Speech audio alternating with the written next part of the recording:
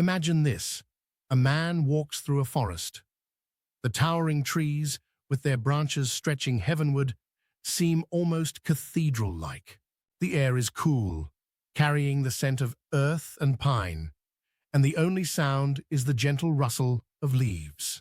Suddenly he stops, picks up a small, discarded plastic bottle, and throws it into his backpack. This man is not just any hiker, he's a pastor. He turns to his congregation, following him on this nature walk, and says, when God gave Adam dominion over creation, he didn't mean domination. He meant stewardship. Stewardship, a word that is as old as the Bible itself, yet remains at the heart of a modern debate. Did God intend for humanity to exploit the earth, or did he entrust us to care for it? And how does this align with the very real, very pressing environmental concerns we face today? Let's dive into scripture and science to uncover a truth that might surprise you. In the opening verses of Genesis, the Bible wastes no time introducing us to the natural world. In the beginning, God created the heavens and the earth. It's almost poetic, isn't it? Light and dark, sky and sea, land and vegetation, animals of every kind, all meticulously crafted before humanity takes the stage. And then in Genesis 1:26, the pivotal moment comes. Let us make man in our image after our likeness, and let them have dominion over the fish of the sea, and over the birds of the heavens, and over the livestock, and over all the earth. Dominion. For centuries, this word has sparked endless interpretation. What did God really mean? Some have taken dominion to mean absolute authority, a divine green light to exploit the earth's resources without limits. But what if that's not the case? What if we've misunderstood the assignment? The Hebrew word for dominion, rada, doesn't imply reckless exploitation. It's the same word used to describe the righteous reign of a good king. A king's duty isn't to destroy his kingdom, but to nurture and protect it. And then there's Genesis 2:15, where God places Adam in the Garden of Eden to work it and keep it. The word keep comes from the Hebrew shema, which means to guard, to preserve, to watch over. These passages paint a picture of care and responsibility, not conquest. Fast forward a few thousand years. Today, our planet's Eden is showing signs of strain. Species are vanishing at alarming rates. Forests, often referred to as the lungs of the earth, are being decimated. Rivers run dry or polluted. And yes, climate change, whether you believe it's a natural cycle or influenced by human activity, is disrupting ecosystems worldwide. Here's where the controversy heats up. How should Christians respond? Let's consider an example that's rarely discussed. Noah. We often think of him as the man who built an ark, but Noah's story is also about preservation. God commands him to save not just his family, but every kind of animal. The ark becomes a floating sanctuary, a symbol of God's desire to protect all life, not just human life. Could this story serve as a template for us today? Some critics argue that focusing on environmental issues distracts from the gospel. They claim our mission is to save souls, not polar bears. But consider this. When Jesus fed the 5,000, he didn't just preach. He addressed their physical needs. Caring for creation can be an extension of that same principle.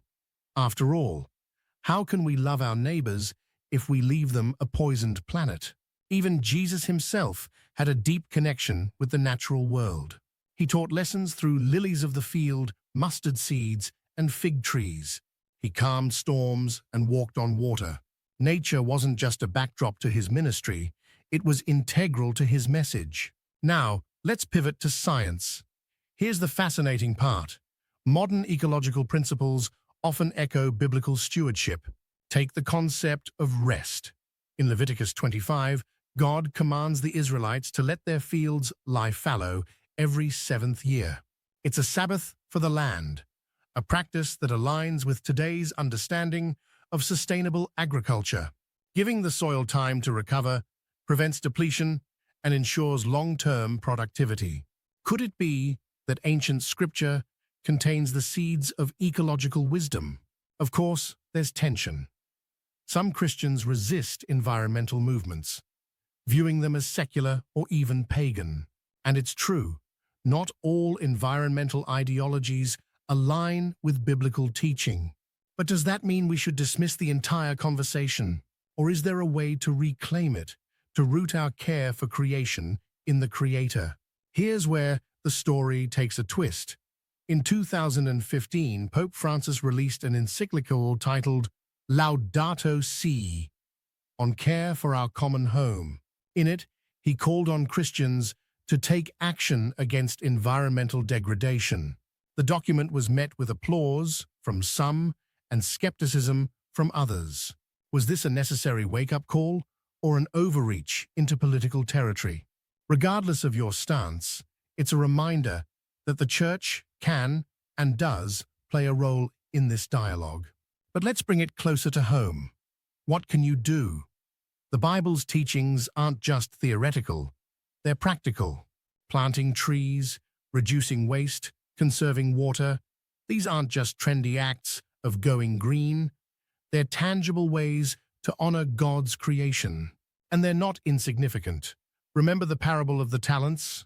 The servant who squandered his resources was condemned, while the one who multiplied them was praised.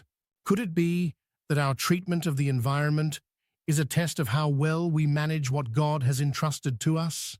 Here's an interesting fact. A recent study found that religious communities practicing conservation saw significant improvements in their local ecosystems. Churches in Kenya planted millions of trees, revitalizing arid lands. Faith-based groups in the US worked to clean up rivers and streams. These aren't isolated incidents. They're glimpses of what's possible when faith meets action. But the story isn't over. The Bible ends not with destruction, but with renewal.